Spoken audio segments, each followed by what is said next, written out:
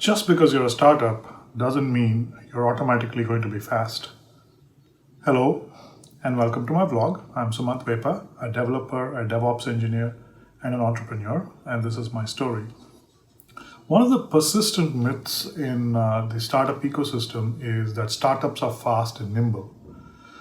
But truth be told, this doesn't happen automatically. It isn't that startups are inherently faster than large organizations. That's not true.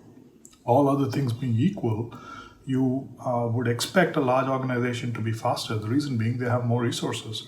If you need a large operating system built, a company like Microsoft will get it done much faster than you sitting in your garage. If you need a new AAA game built, a company like EA will get that built much faster than you ever will. And the reason is they have more resources, they have more money, more people to pay, and they can throw money at the problem for marketing and other things, and thereby get traction faster.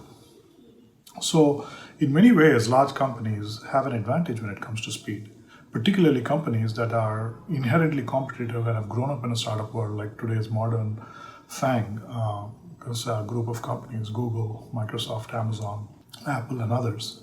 So, the speed doesn't come automatically. Startups have three advantages over large companies that you must actually use in order to be nimble and faster than larger companies.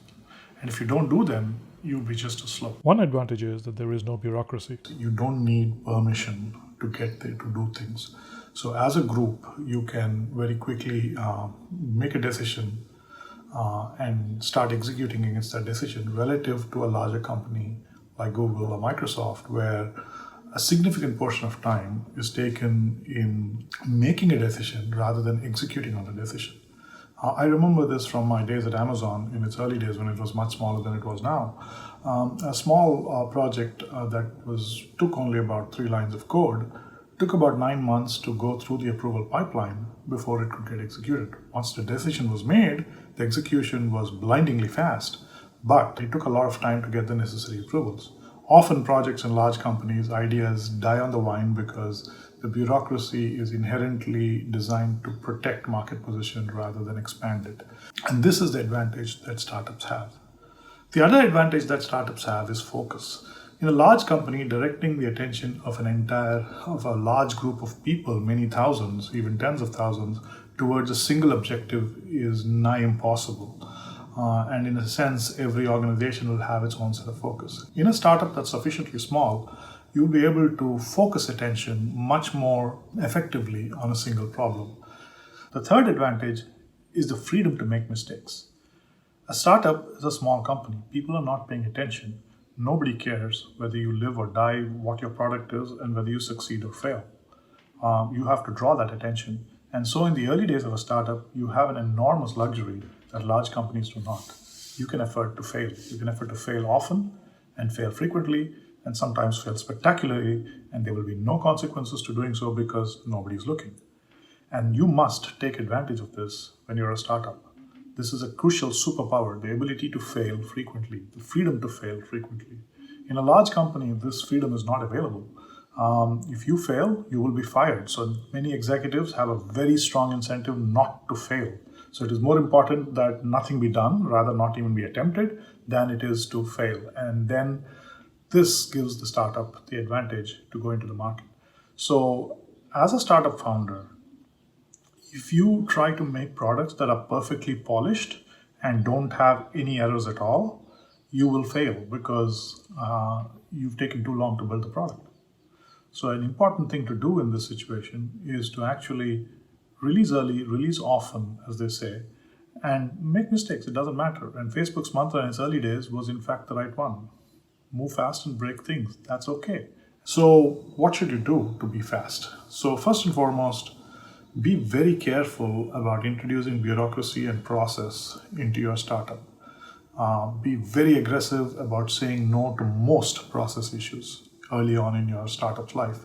There is a time and place for processes, but be very careful to assess when a given process is important and will make things fast, and when a process is not important.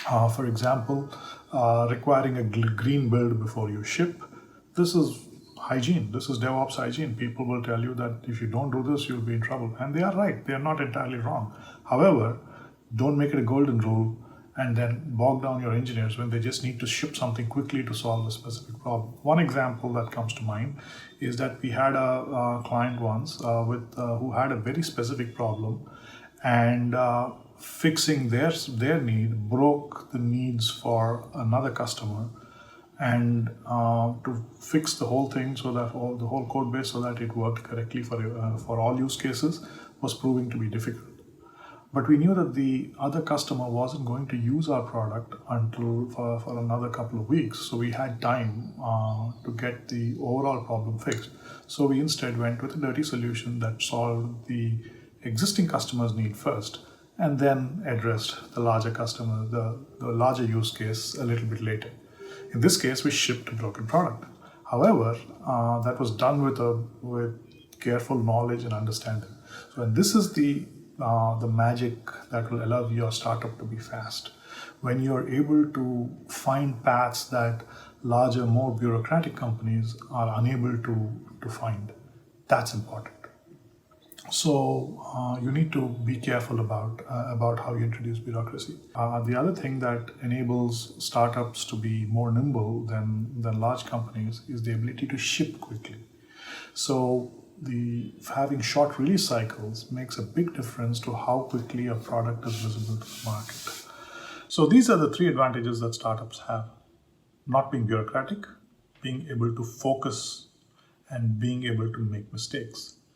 Combine these three capabilities and you will get a nimble startup that beats its larger competitors.